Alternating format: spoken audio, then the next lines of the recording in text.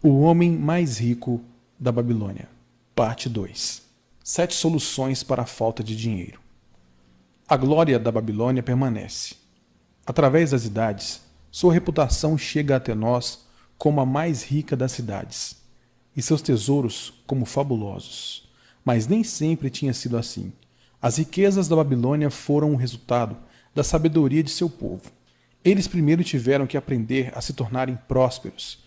Quando o bom rei Sargon voltou à Babilônia, depois de ter derrotado seus inimigos, os Elamitas, viu-se confrontado com uma séria situação. O chanceler real explicou-lhe o que estava se passando. Depois de muitos anos da grande prosperidade trazida a nosso povo, porque Sua Majestade mandou construir os grandes canais de irrigação e os suntuosos templos para nossos deuses, agora que tais obras se acham prontas, o povo parece incapaz de garantir sua própria sobrevivência. Os trabalhadores estão desempregados, os comerciantes contam com poucos fregueses, os fazendeiros não conseguem vender suas colheitas, o povo em geral não tem dinheiro para comprar comida. Mas onde foi parar todo o ouro que gastei nessas benfeitorias? Perguntou o rei. Temo que se encontre no bolso, respondeu o chanceler, de alguns poucos homens ricos de nossa cidade.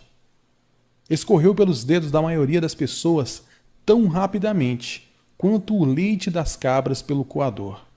Agora que o fluxo de ouro cessou, o grosso da população não tem nada para apresentar dos seus ganhos. O rei ficou pensativo por algum momento, depois perguntou: por que deveriam tão poucos homens serem capazes de adquirir todo o ouro? Porque sabem como fazê-lo, replicou o chanceler. Não se pode condenar um homem por ter sabido atrair o êxito. Tampouco se pode com justiça tirar de um homem que construiu honestamente sua fortuna para dividir com outros que não tiveram tal capacidade. Mas por que, insistiu o rei, não deveria todo o povo aprender a acumular riqueza e, consequentemente, tornar a si mesmo rico e próspero? Até que seria possível, majestade. Mas quem pode ensinar-lhes? Certamente não os sacerdotes, já que nada conhecem a respeito de ganhar dinheiro. Quem, chanceler, em nossa cidade é o mais bem preparado nessas questões de fazer fortuna? Inquiriu o rei. Eis uma pergunta que já traz embutida a própria resposta, majestade. Quem acumulou maior riqueza em toda a Babilônia? Muito bem dito, chanceler. Trata-se de Arcade. Ele é o homem mais rico da Babilônia. Traga-o até o palácio amanhã cedo. No dia seguinte, como o rei havia determinado, Arcade apresentou-se diante dele, lépido e fagueiro, a despeito de seus 70 anos de idade. Arcade, disse o rei, é verdade que você é o homem mais rico da Babilônia? É o que se costuma dizer, majestade, sem que ninguém tenha aparecido para contestá-lo. Mas naturalmente começou com alguma coisa. Somente com o desejo de ser rico. Além disso, mais nada. Arcade, continuou o rei, nossa cidade encontra-se numa péssima situação. Porque alguns poucos sabem como ganhar dinheiro e, consequentemente, monopolizam-no enquanto a massa dos cidadãos não sabe guardar uma parte sequer do que recebem. É meu desejo que a Babilônia seja a cidade mais rica do mundo. Precisa, portanto, ser uma cidade de muitos homens ricos. Assim temos de ensinar a todas as pessoas como adquirir riqueza. Diga-me, Arcade, existe algum segredo para isso? Trata-se de algo que possa ser ensinado? Naturalmente, majestade. Tudo o que o homem conhece pode ser ensinado a outros. Os olhos do rei brilharam. Arcade, você acaba de pronunciar as palavras que eu queria ouvir. E se você mesmo se incumbisse dessa nobre causa? Não gostaria de formar com seus conhecimentos uma escola de professores, cada um dos quais educaria outro, até que tivéssemos um quadro amplo o bastante para levar essas verdades a todos os súditos honestos de meu reino? Arcade inclinou-se e disse: sou um humilde servo às suas ordens. Darei de bom grado todo o conhecimento que possuo pelo aperfeiçoamento de meus semelhantes, e pela glória de meu rei. Façam com que seu bom chanceler me arrume uma turma de 100 homens, e lhes ensinarei essas 7 soluções que acabaram por resolver todas as minhas questões de dinheiro. Quando talvez no início não houvesse em toda a Babilônia um cidadão mais atrapalhado do que eu. 2 semanas depois, de acordo com as ordens do rei, os 100 escolhidos reuniram-se no grande saguão do Templo do Saber, sentados em semicírculo, formando fileiras multicoloridas. À frente deles achava-se Arcade, ocupando um tamborete acima do qual ardia um candeeiro sagrado, origindo forte e agradável aroma que se espalhava pela sala. Veja, o cidadão mais rico da Babilônia, murmurou um estudante, cutucando um vizinho quando Arcade se levantou. Não passa de um homem como qualquer um de nós.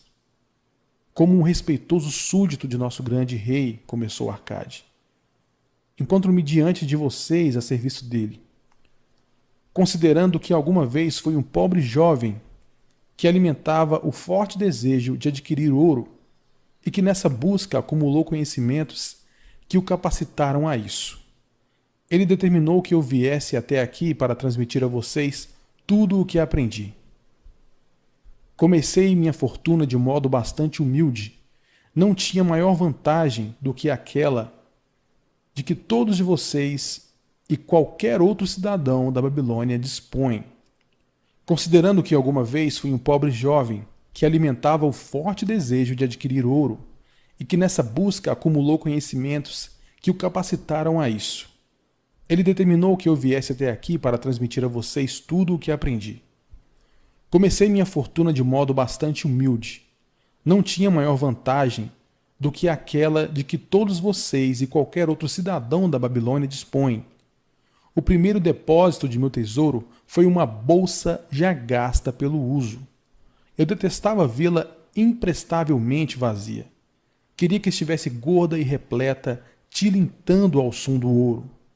Por isso busquei todos os remédios possíveis para conseguir uma bolsa cheia.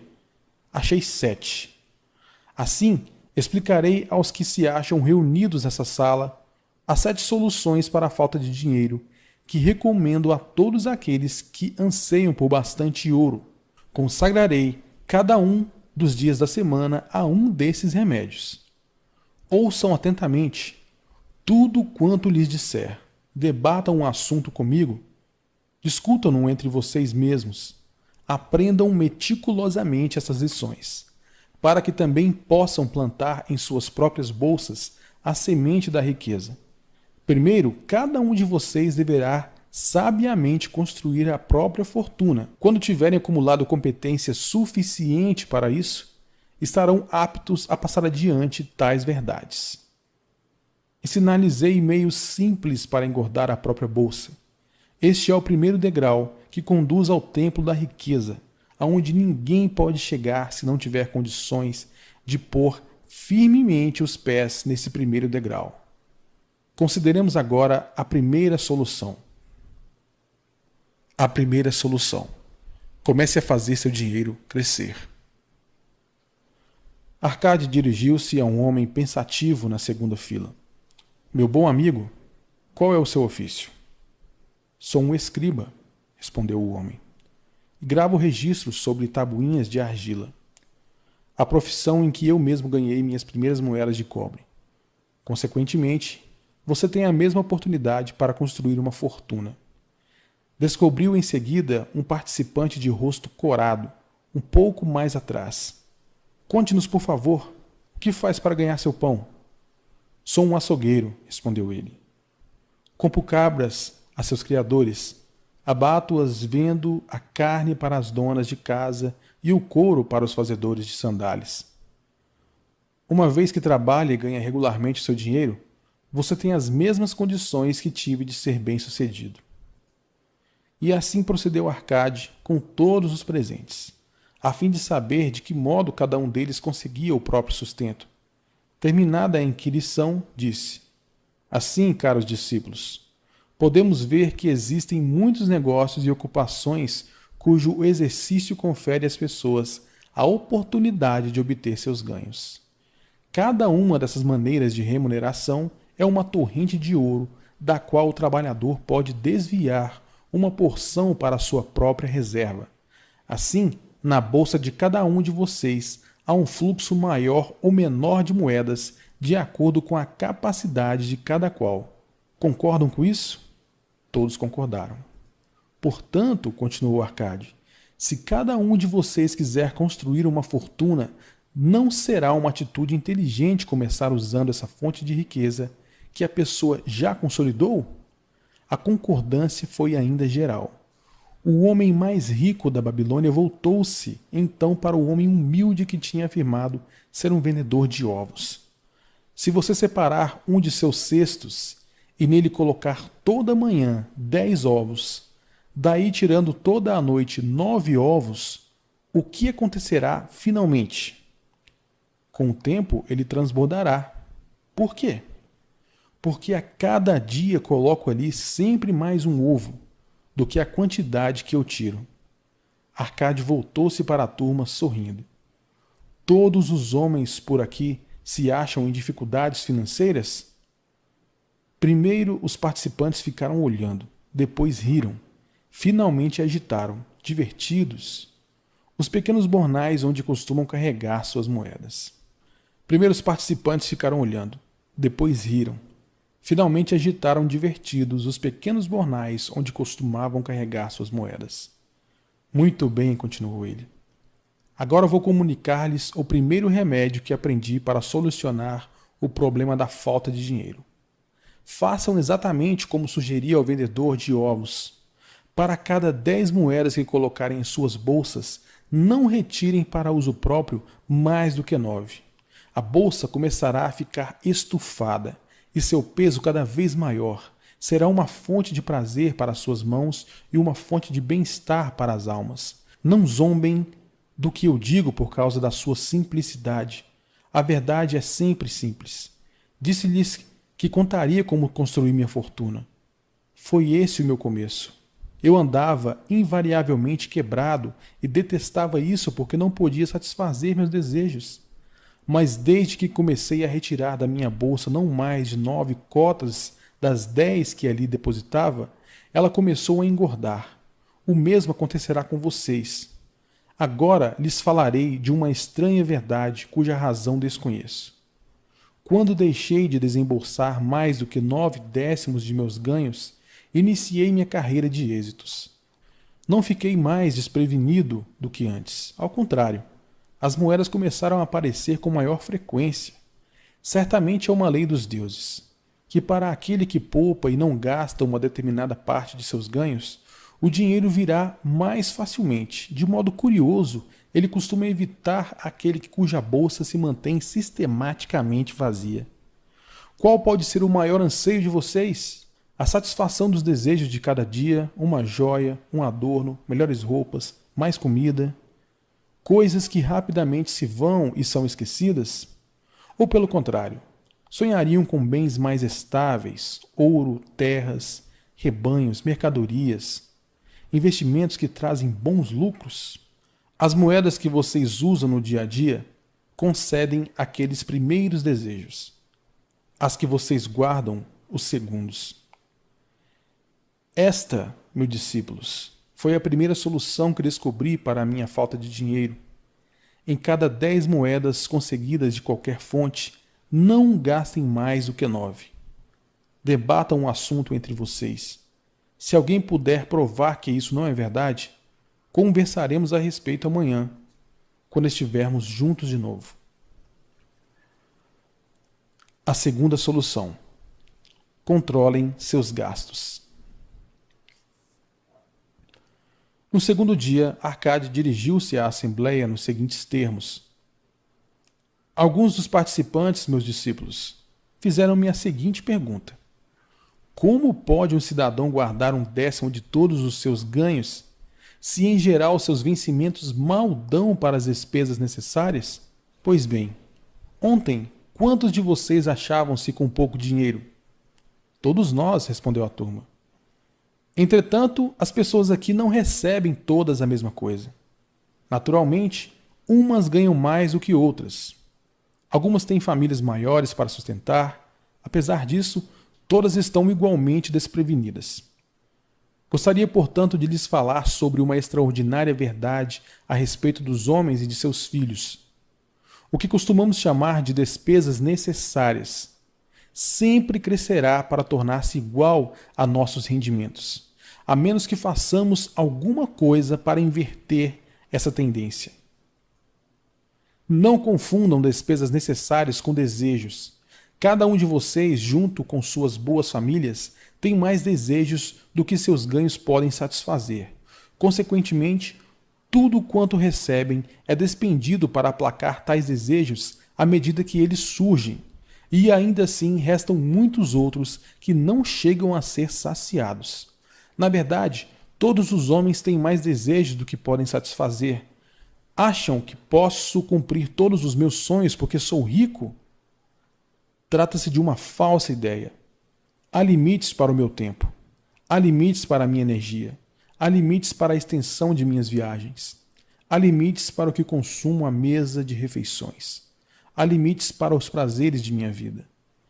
Garanto-lhes que, do mesmo modo como as ervas daninhas crescem num campo onde o fazendeiro deixa o espaço para suas raízes, assim também os desejos crescem livremente no coração do homem capaz de saciá-los. Os desejos são uma multidão, mas aqueles que cada um de vocês pode satisfazer reduzem-se a um punhado. Examinem cuidadosamente seu modo habitual de viver. Tenho absoluta certeza de que se defrontarão com alguns gastos que podem ser tranquilamente reduzidos ou eliminados.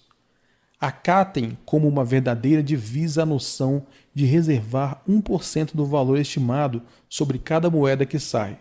Portanto, gravem na argila cada uma das coisas passíveis de despesa.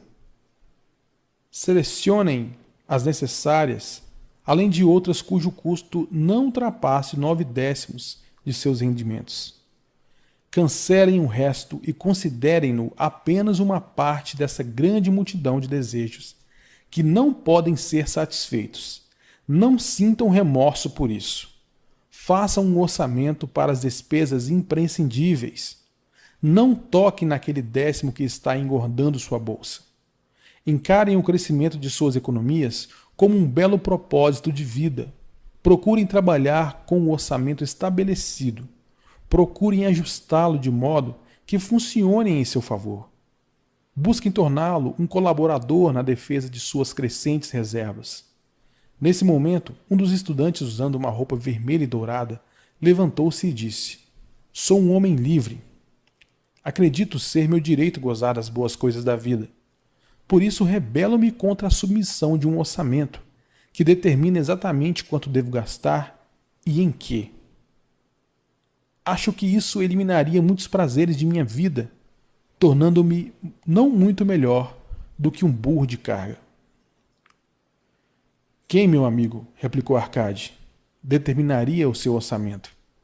"Eu mesmo o faria", respondeu o homem que protestava.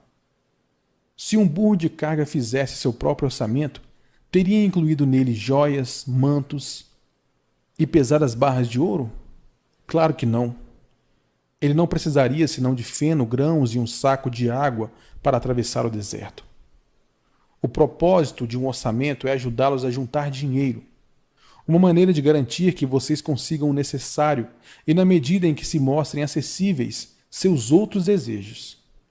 É capacitá-los a perceber seus mais profundos anseios, defendendo-os contra aquisições meramente casuais. Como uma luz brilhando numa caverna escura, o orçamento deixa a descoberto os vazamentos em suas bolsas, dando condições de estancá-los e destinar as despesas a propósitos definidos e gratificantes. Esta é, portanto, a segunda solução para a falta de dinheiro. Façam um orçamento de suas despesas de modo que possam ter dinheiro para pagar pelo que é necessário, pelos prazeres e para satisfazer seus mais valiosos desejos, sem despender mais do que 9/10 de seus ganhos. A terceira solução: multipliquem seus rendimentos. Assim dirigiu-se Arcade aos alunos do terceiro dia. Vejam como o dinheiro está começando a entrar. Vocês se disciplinaram para reservar 1/10 de todos os seus ganhos. Controlaram as despesas para proteger o tesouro crescente. Devemos agora considerar os meios para pôr esse tesouro para trabalhar e crescer. Ter dinheiro guardado é gratificante e pode alegrar uma alma avarenta, mas isso não leva a nada. A quantia que podemos separar de nossas diversas fontes de remuneração não passam de um começo. Seus ganhos, sim, é que construirão nossas fortunas. Como podemos pôr nosso dinheiro para trabalhar? Meu primeiro investimento foi uma desgraça, pois perdi tudo. Mais tarde lhes contarei essa história. Meu primeiro investimento lucrativo foi um empréstimo que concedi a Agar, o fabricante de escudos. Uma vez por ano ele me comprava grandes carregamentos de bronze trazidos através dos mares para serem empregados em seu negócio. Não dispondo de suficiente capital para pagar os mercadores, era obrigado a pedir emprestado àqueles que tinham dinheiro extra. Era um homem honrado. Pagava um empréstimo, além de uma generosa taxa à medida que vendia as mercadorias. Sempre que atendia às suas solicitações, emprestava-lhe igualmente a renda acumulada das primeiras transações. Assim, não só meu capital cresceu, como os próprios ganhos de Agar se tornaram maiores. Como era gratificante ter todas essas somas de volta, disse-lhes meus discípulos que a riqueza de um homem não deve ser aquilatada pelas moedas que ele consegue juntar. Ela se acha, sim, nos lucros que essa soma pode produzir, a torrente de ouro que flui continuamente para dentro de suas bolsas, conservando-se sempre bojudas. E afinal, o que todo homem deseja, o que cada um dos seus presentes deseja, uma renda que não cesse de crescer, estejam vocês trabalhando ou viajando. Adquiri uma grande renda, tão grande que me considero um homem extremamente rico. Meus empréstimos a Agar foram o meu primeiro treinamento em investimento lucrativo. Ganhando em sabedoria com essa experiência, ampliei o círculo de clientes e os investimentos quando meu capital aumentou. De poucas fontes no início, de muitas outras depois, desaguou em minha bolsa uma torrente dourada de riqueza que eu podia usar como bem entendesse. Como veem, a partir de meus modestos ganhos, gerei uma reserva de escravos dourados, cada qual labutando para produzir mais ouro. Como trabalhavam para mim, seus filhos também o faziam e os filhos dos filhos, até que dessa concentração de esforços surgiu uma bela renda. O ouro cresce rapidamente quando se fazem ganhos razoáveis, como poderão ver pelo seguinte exemplo. Quando nasceu o primeiro filho de um fazendeiro, ele entregou 10 moedas de prata a um emprestador de dinheiro e pediu-lhe que as fizesse render para o filho até que este completasse 20 anos de idade. O homem concordou, estabelecendo que a soma renderia juros de 1/4 de seu valor a cada 4 anos. O fazendeiro então solicitou, já que se tratava de um dinheiro que tinha separado exclusivamente para o filho, que os juros fossem incorporados ao principal. Quando o rapaz completou 20 anos de idade, seu pai procurou novamente o emprestador de dinheiro para perguntar-lhe pela prata. O homem explicou-lhe que, como a soma tinha crescido à razão de juros compostos, as 10 moedas de prata originais tinham aumentado para 30 moedas e meia. O fazendeiro ficou bastante satisfeito, e como seu filho ainda não precisasse do dinheiro, deixou-o com o emprestador. Quando o filho completou 50 anos de idade, tendo o pai a essa altura passado para outro mundo, o banqueiro pagou ao filho para liquidar o compromisso 167 moedas de prata. Assim, em 50 anos, o investimento multiplicou-se quase 70 vezes. Portanto, aqui está a terceira solução para a falta de dinheiro: pôr cada moeda para trabalhar de modo que possa reproduzir-se como algodão nos campos e trazer-lhes lucro. Um rio de riqueza fluindo constantemente para dentro de suas bolsas. A quarta solução: proteja seu tesouro contra a perda. Assim falou Arcade para sua turma no quarto dia. O infortúnio ama uma brilhante marca. O dinheiro que o homem poupa deve ser guardado com firmeza. Do contrário, corre o risco de perder-se. Logo, é prudente aprendermos a manusear e proteger pequenos montantes antes que os deuses nos confiem maiores somas. Todo aquele que possui ouro guardado costuma ser induzido na esperança de conseguir grandes somas, a fazer investimentos nos mais plausíveis projetos. Com bastante frequência, amigos e parentes estão avidamente interessados nisso e incentivam-no a realizá-los. O primeiro princípio saudável de um investimento é a segurança do capital aplicado, ou seja, o principal. É prudente cobiçar altos ganhos quando o principal corre perigo? Claro que não. O castigo pelo risco é a provável perda. Estudem cuidadosamente antes de fazerem uso de seu tesouro. Cada promessa de que ele possa ser recuperado com segurança. Não se deixe enganar pelo romântico desejo de fazer fortuna rapidamente. Antes de emprestá-lo a quem quer que seja, certifiquem-se da capacidade do beneficiário em devolvê-lo e de sua reputação como bom pagador, para que não estejam inadvertidamente fazendo um presente de algo tão arduamente conquistado. Antes de destiná-lo ao investimento em qualquer campo de negócios, acautelem-se contra todos os perigos possíveis. Meu primeiro investimento foi uma tragédia. Depositei minhas economias de todo um ano nas mãos de um oleiro Asmur, que na época viajava por mares distantes, e me propusera comprar junto aos fenícios, em Tiro, joias da mais alta qualidade. Quando voltasse, nós a venderíamos e dividiríamos os lucros. Os fenícios comportaram-se como salafrários e venderam-lhe pedaços de vidro. Meu tesouro se perdeu. Hoje minha experiência teria me mostrado imediatamente a tolice de confiar a um oleiro a tarefa de comprar joias. Por isso acho minha vontade para aconselhar-lhes: não confiem demasiadamente em seus próprios conhecimentos, porque podem estar destinando seus tesouros a investimentos perigosos. Procurem, antes de tudo, a opinião em geral correta das pessoas acostumadas com negócios e lucros.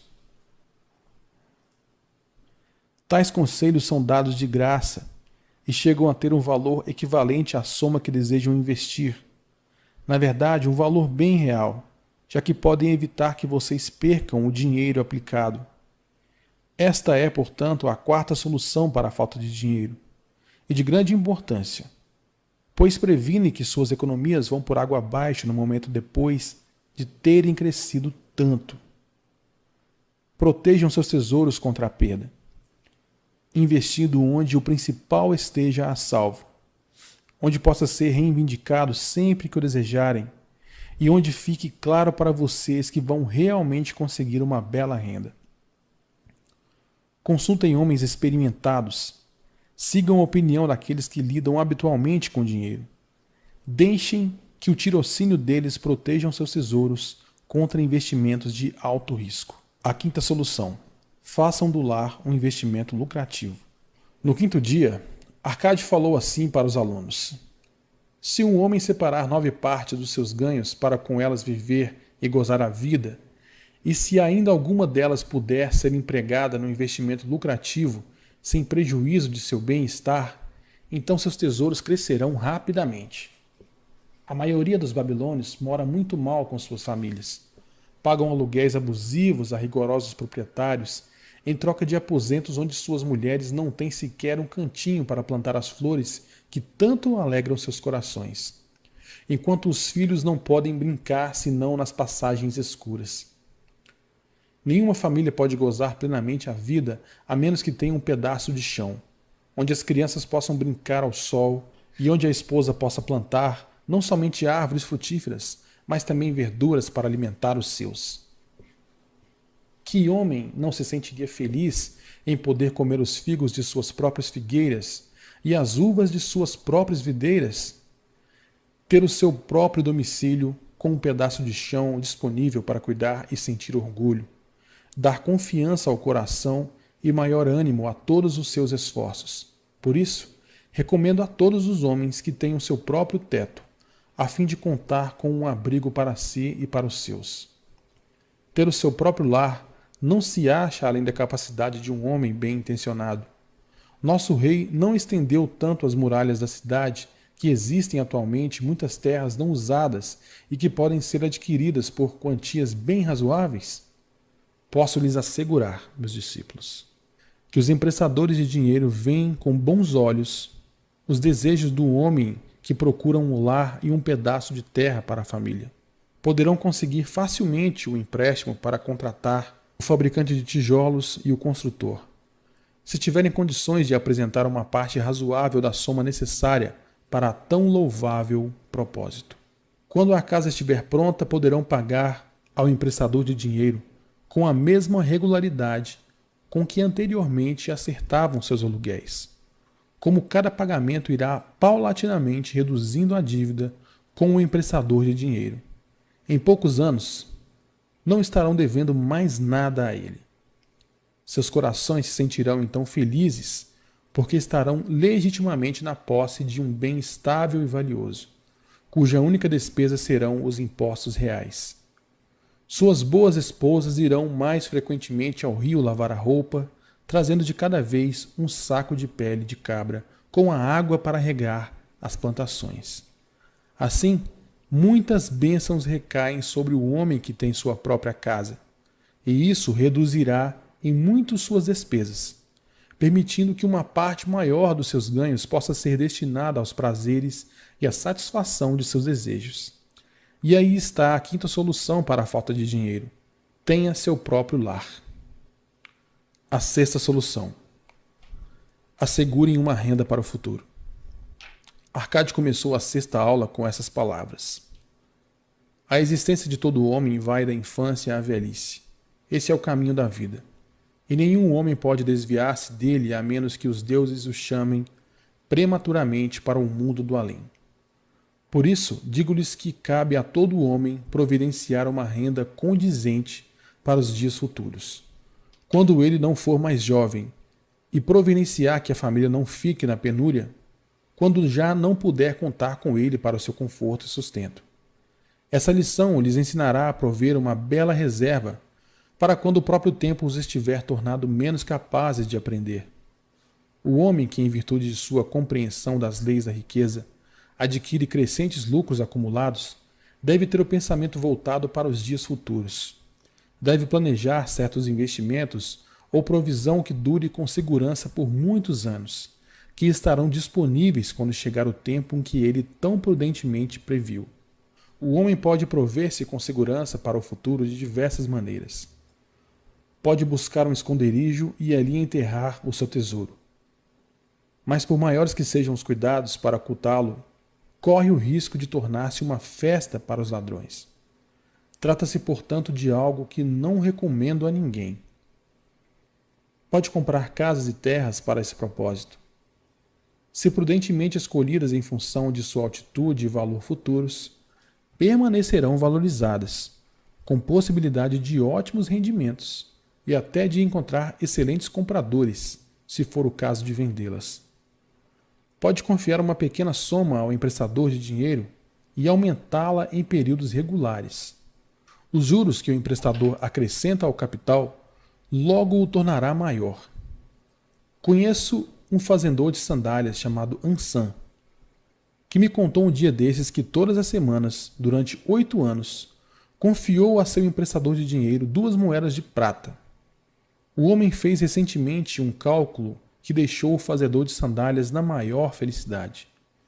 O total de seus pequenos depósitos, mais os rendimentos à taxa ordinária, de 1/4 de seu valor a cada 4 anos, atinge atualmente a soma de 1.040 moedas de prata.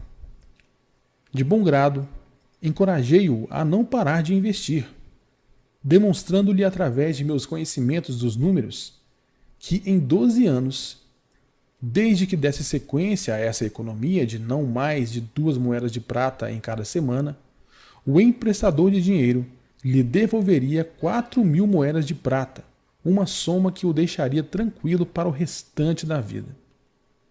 Com certeza, quando um pagamento tão pequeno, feito com regularidade, produz resultados tão lucrativos, só podemos concluir que nenhum homem pode deixar de assegurar um tesouro para sua velhice e a proteção da família. Não importa quão prósperos venham se mostrando seus negócios e investimentos. Gostaria de poder falar mais sobre isso. Em meu espírito permanece a crença de que algum dia homens de tirocínio descobrirão uma maneira de o cidadão assegurar-se contra a morte, através de pequenos depósitos regulares. Assim, proporcionando uma bela soma a famílias depois que tivesse de passar para o outro mundo. Vejo isso como algo desejável, digno das mais altas recomendações. Mas hoje ainda não é possível, porque não haveria homem ou sócio com uma duração de vida suficiente para operar tal sistema, que deve ser uma coisa tão estável como o trono do rei. Sinto que algum dia um plano como esse existirá, e será uma grande bênção para os muitos homens, porque mesmo o primeiro pequeno pagamento tornará disponível uma razoável fortuna para a família dos membros que viesse a falecer.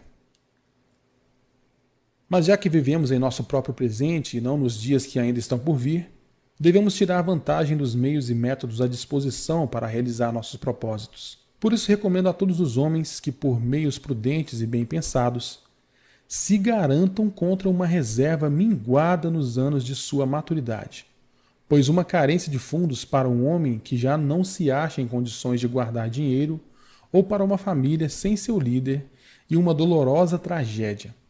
Aqui temos, portanto, a sexta solução para a falta de dinheiro. Seja previdente quanto às necessidades de sua velhice e quanto à proteção de sua família. A sétima solução: aumente sua capacidade para ganhar. Foram as seguintes palavras de Arcade para a sua turma no 7º dia. Hoje conversarei com vocês, meus discípulos, sobre um dos mais vitais remédios para a falta de dinheiro. Mas o que me interessa hoje é menos o dinheiro do que vocês mesmos.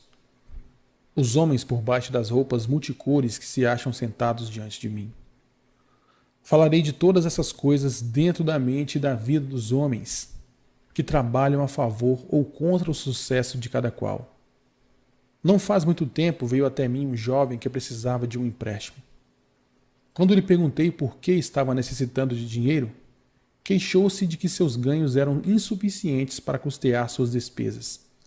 Em vista disso, expliquei-lhe que, sendo esse o caso, ele era um cliente de risco para o emprestador de dinheiro, já que não lhe sobraria nada para pagar o empréstimo. O que você precisa, meu jovem? Disse-lhe eu. É de uma remuneração maior. O que faz para aumentar sua capacidade de ganhos? Tudo o que posso, respondeu ele. Por 6 vezes em 2 luas, procurei meu patrão para pedir-lhe aumento, mas sem sucesso. Ninguém insiste tanto assim. Não pude deixar de sorrir diante daquela ingenuidade, mas ele possuía um dos mais vitais requisitos para aumentar seus ganhos. Dentro dele havia o enorme desejo de ganhar mais, um correto e elogiável desejo. O desejo é a condição para a realização. Os desejos devem ser fortes e definidos. Desejos gerais não passam de vagas aspirações. O homem que deseja ser rico manifesta um pequeno propósito. O homem que deseja 5 moedas de ouro manifesta um propósito tangível, passível de ser buscado. Depois de ter alimentado seu desejo por 5 moedas de ouro com a força de propósito necessária, pode então procurar maneiras similares para obter 10 moedas, 20 moedas, 1000 moedas, até que finalmente se torna rico. Depois de aprender a garantir um pequeno, mas definido desejo, terá suficiente experiência para garantir um outro de maior amplitude. Este é o processo através do qual a riqueza é acumulada. Primeiro pequenas somas, depois maiores, à medida que o homem aprende a se tornar mais capaz. Os desejos devem ser simples e definidos. Costumam malograr, porém, quando são muitos, confusos ou se acham além da capacidade de um homem realizá-los. À proporção que um homem aperfeiçoa-se em seu ofício, sua capacidade para ganhar dinheiro também cresce. Naqueles tempos em que eu não passava de um pobre escriba, gravando sobre tabuinhas de argila em troca de algumas moedas, Observei que outros trabalhadores produziam mais do que eu e eram mais bem pagos. Por isso resolvi que seria o melhor em minha profissão. Não demorei muito a descobrir a razão do grande sucesso deles. Comecei a ter mais interesse pelo trabalho e concentrar-me mais nas tarefas, a ter mais persistência em meus esforços. Com o tempo, poucos homens podiam igualar minha produção diária, mantendo um razoável ritmo de trabalho. Minha crescente habilidade foi recompensada e não precisei procurar por 6 vezes meu patrão em busca de reconhecimento. Quanto mais conhecimentos adquirimos, mais poderemos ganhar. O homem que busca aprender sempre mais sobre sua profissão será ricamente recompensado. Se for um artesão, deve informar-se sobre os métodos de ferramentas utilizados por um companheiro de maior perícia no mesmo ramo. Se trabalha com a lei ou com a assistência médica, pode consultar e trocar informações com outros da mesma atividade. Se é um comerciante, deve continuamente pesquisar boas mercadorias, passíveis de serem vendidas a preços mais baixos. Os negócios humanos mudam e aperfeiçoam-se, porque cidadãos entusiasmados estão sempre procurando melhorar a própria habilidade, a fim de servirem com mais eficiência e qualidade aqueles de quem dependem. Por isso sugiro a todos os homens que se ponham na linha de frente do progresso e não fiquem parados, sendo passados para trás. Muitas coisas podem enriquecer a vida de um homem com vantajosas experiências. Aqui estão algumas resoluções que um homem deve tomar a respeito de si mesmo. Ele deve pagar suas dívidas com toda a pontualidade que for capaz, não adquirindo nada que não tenha condições de saldar. Deve cuidar da família de modo que esta possa pensar e falar bem dele. Deve fazer um testamento a fim de que, caso os deuses o chamem para si, possa ser feita uma divisão adequada e honesta de todos os seus bens. Deve ter compaixão pelos que sofrem ou foram atingidos pela desventura e ajudá-los na medida de suas possibilidades. Deve ter atenção para os que lhe querem bem. Assim, o 7º e último remédio para a falta de dinheiro é cultivar suas próprias aptidões, estudar e somar conhecimentos, tornar-se mais habilidoso e agir sempre respeitando a si mesmo. Dessa forma, adquirirá suficiente autoconfiança para realizar seus mais acalentados desejos. São essas, portanto, as 7 soluções para a falta de dinheiro, que, em função de experiência acumulada durante uma longa e bem-sucedida vida, julgo poder comunicar a todos os homens que desejam riqueza. Há mais ouro na Babilônia, caros discípulos, do que pode sonhar qualquer um de vocês. Há abundância para todos. Vão e pratiquem essas verdades, para que possam prosperar, enriquecer continuamente, como é de seu direito. Vão e ensinem essas verdades a todos os súditos honestos, para que também eles possam partilhar com liberdade da ampla riqueza de nossa amada cidade. Encontrando a deusa da boa sorte. Se um homem tem sorte, não há como prever extensão possível de sua boa fortuna. Joguem-no no Eufrates, e ele se salvará a nado, com uma pérola na mão. Provérbio babilônico. O desejo de ter sorte é universal. Ele era tão forte no peito dos homens há 4.000 anos na antiga Babilônia, quanto o é atualmente no coração dos homens. Todos nós esperamos ser favorecidos pela caprichosa deusa da boa sorte. Há alguma maneira de encontrá-la e atrair não apenas sua atenção favorável, mas também seus generosos favores? Há alguma maneira de atrair a boa sorte? Era exatamente isso que os antigos habitantes da Babilônia querem saber. Eles passavam por homens argutos e entusiasmados pensadores. O que explica por que a velha cidade tornou-se a mais rica e a mais poderosa de seu tempo. Nessa época, não havia escolas nem colégios. Possuíam, entretanto, um centro de aprendizado, uma verdadeira escola prática. Entre os prédios guarnecidos de torres da Babilônia, havia pelo menos um que emulava a importância com o palácio do rei.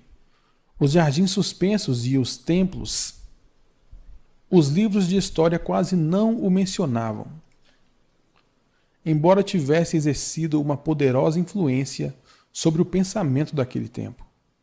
Tal prédio era o Templo do Saber, onde os conhecimentos do passado eram apresentados por professores voluntários e onde assuntos de interesse popular eram debatidos em reuniões abertas. Dentro de suas paredes, todos os homens se encontravam como iguais. O mais humilde dos escravos podia discutir sem medo de represálias as opiniões de um príncipe da casa real. Entre os muitos que frequentavam o Templo do Saber, havia um sábio chamado Arcade, o homem mais rico da Babilônia. Ele tinha seu próprio salão especial, onde quase todas as noites um grupo considerável de homens, alguns idosos, alguns muito jovens, mas a maioria na meia-idade, reuniam-se para discutir e perguntar sobre assuntos de interesse. Vamos supor que estamos ouvindo uma dessas conversas para ver como eles encaravam a questão da boa sorte. O sol tinha acabado de se pôr, com uma grande bola de fogo brilhando através da areia do deserto, quando Arcade subiu a seu costumeiro tablado. Perto de 80 homens já esperavam sua chegada, reclinados sobre pequenos tapetes estendidos no chão. E mais gente ainda aparecia para aumentar a assistência. "O que vamos discutir essa noite?" perguntou Arcade. Depois de uma breve hesitação, um tecelão alto dirigiu-se a ele, levantando-se como era de costume. "Tenho um assunto cuja discussão gostaria de ouvir, embora receie que parecerá ridículo a você, Arcade, e aos amigos aqui presentes." Depois de incentivado por Arcade e pelos próprios colegas a apresentá-lo, ele continuou. "Creio estar com sorte hoje, pois achei uma bolsa com moedas de ouro dentro. Meu grande desejo é continuar tendo sorte. Sentindo que todos os homens compartilham comigo tal desejo, sugiro que debatamos como atrair a boa sorte, para que possamos descobrir maneiras de contar com ela. Um belo e interessante tema acaba de ser proposto", comentou Arcade. "Na verdade, um dos mais valiosos de nossa discussão. Para alguns homens, a boa sorte não passa de um acontecimento casual, que como um acidente pode ocorrer a alguém sem propósito ou razão. Outros acreditam que a responsável por qualquer boa fortuna é a nossa mais generosa deusa, Astar, sempre ansiosa para recompensar com belas dádivas aqueles que a agradam. Respondam, meus amigos. Devemos pesquisar se existem meios pelos quais a boa sorte possa ser incentivada a visitar cada um de nós?" "Sim, sim, e muito mais que isso", respondeu o crescente grupo de ávidos ouvintes. "Para começar a discussão, ouçamos primeiro aqueles dentro de nós que passaram por experiências similares à do tecelão, tendo achado ou recebido sem qualquer esforço de sua parte tesouros valiosos ou joias." Houve uma pausa, todos esperando que alguém tomasse a palavra para atender à sugestão de Arcade, mas ninguém o fez. "Mas como? Ninguém?" disse Arcade. "Então esse tipo de boa sorte deve ser realmente raro. Quem agora oferecerá uma sugestão para continuarmos nossa busca?" "Eu o farei", disse um jovem bem vestido, levantando-se. "Quando um homem fala de sorte, não é natural que seus pensamentos estejam voltados para as mesas de jogo? Não é ali que encontramos muitos homens cortejando o favor da deusa, na esperança de que ela os faça ganhar a todo momento?" Como o jovem tivesse, depois dessas breves palavras, retomado seu lugar, uma voz ergueu-se. "Não pare, continue sua história. Diga-nos, por acaso pode contar com o favor da deusa nas mesas de jogo? Ela fez com que os cubos caíssem com o lado vermelho virado para cima, enchendo sua bolsa à custa do homem das apostas? Ou, ao contrário, permitiu que o lado azul fosse o vitorioso, propiciando ao outro passar a mão em suas moedas de prata arduamente conquistadas?" O jovem juntou-se aos risos sem maldade da sala e replicou: "Não posso deixar de admitir que a deusa não parecia saber que eu me achava no local. Mas e quanto aos demais? Encontraram-na esperando em tais lugares para rolar os cubos em favor de vocês? Estamos ávidos para ouvir tanto quanto para aprender. Um sábio começo, atalhou Arcade. Achamo-nos aqui para considerar todos os lados de cada questão. Ignorar as mesas de jogos seria fechar os olhos e um instinto comum a muitos homens que gostam de tentar a sorte, apostando uma pequena soma de dinheiro na esperança de conseguir somas bem maiores. Isso me traz à lembrança as corridas de ainda ontem, gritou um outro ouvinte. Se a deusa frequenta as mesas de jogo, certamente não desdenha das corridas, onde carros de guerra dourados e cavalos espumantes oferecem muito mais excitação. Conte-nos honestamente, Arcade. Foi ela quem lhe soprou quem deveria apostar naqueles cavalos cinza de Ninive? Eu estava de pé bem ao seu lado, e mal pude acreditar em meus olhos quando o vi apostando neles. Você sabe tão bem quanto nós que nenhuma parelha em toda a Assíria pode competir com nossos amados baios numa bela corrida. A deusa por acaso soprou em seus ouvidos que optasse nos cavalos cinza?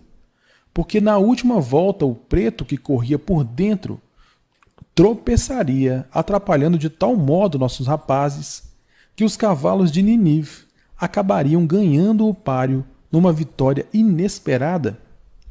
Arcade sorriu indulgentemente devido ao gracejo. Que motivo temos para pensar que a boa deusa se ocuparia das apostas de um homem no cavalo de corrida?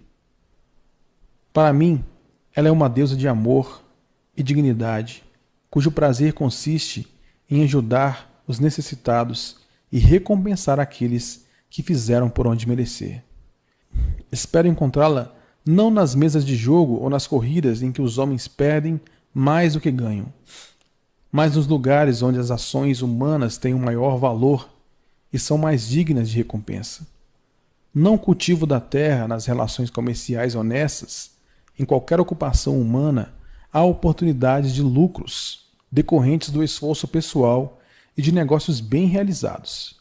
Naturalmente, nem sempre o indivíduo será recompensado, porque às vezes seu juízo pode falhar tanto quanto em outras ocasiões. Os ventos, o mau tempo podem acarretar o malogro de todos os seus esforços. Mas se persistir, poderá contar com bons lucros no futuro. Isso acontece porque as chances de lucro estão sempre a seu favor. Mas quando o homem joga apostando, a situação se inverte, pois as possibilidades de lucro acham-se frequentemente contra ele e a favor daquele que dirige a banca. O jogo sempre beneficia este último. Faz parte do negócio que ele tenha direito a uma porcentagem sobre as quantias apostadas.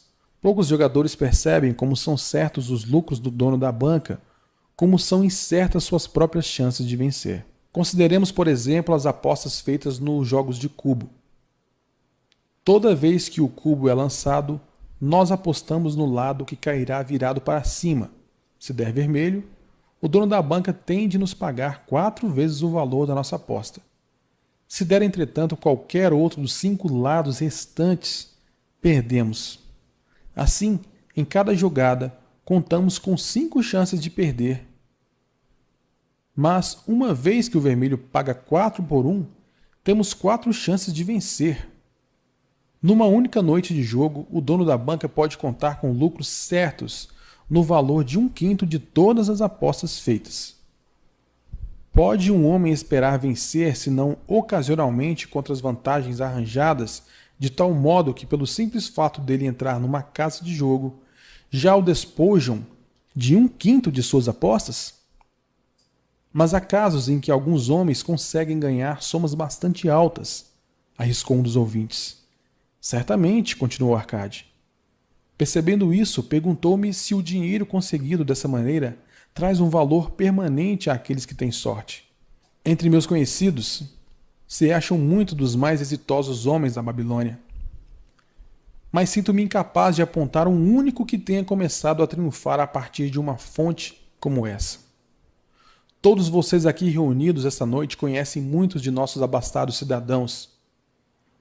Seria do maior interesse para mim saber quantos deles podem creditar às mesas de jogo o início de seus anos venturosos. E se cada um de vocês falasse dos que conhece, o que dizem? Depois de prolongado silêncio, um gaiato aventurou. Sua pergunta incluiu os donos da banca? Se não se lembra de mais ninguém, respondeu Arcade. Se nenhum de vocês pode lembrar-se de ninguém, que tal vocês mesmos? Há bons vencedores por aqui hesitando em recomendar o jogo como uma possível fonte de renda? Seu desafio teve uma resposta gemidos procedentes do fundo da plateia, que arrancaram muitos risos. Teríamos a impressão de não estarmos procurando a boa sorte nos lugares que a deusa costuma frequentar, continuou ele. Sendo assim, vamos explorar outros campos. Já vimos, portanto, que ela não se acha no fato de toparmos casualmente com uma carteira perdida, nem nas mesas de jogo. Quanto às corridas, devo confessar que perdi mais dinheiro do que ganhei. Vejamos agora nossas ocupações e negócios. Não é natural que, em seguida a uma vantajosa transação, consideremos isso não como um belo lance da sorte, mas como uma justa recompensa pelos nossos esforços? Estou inclinado a pensar que podemos estar desprezando as dádivas da deusa. Talvez ela realmente nos assista quando não apreciamos sua generosidade. Alguém sugere outra discussão?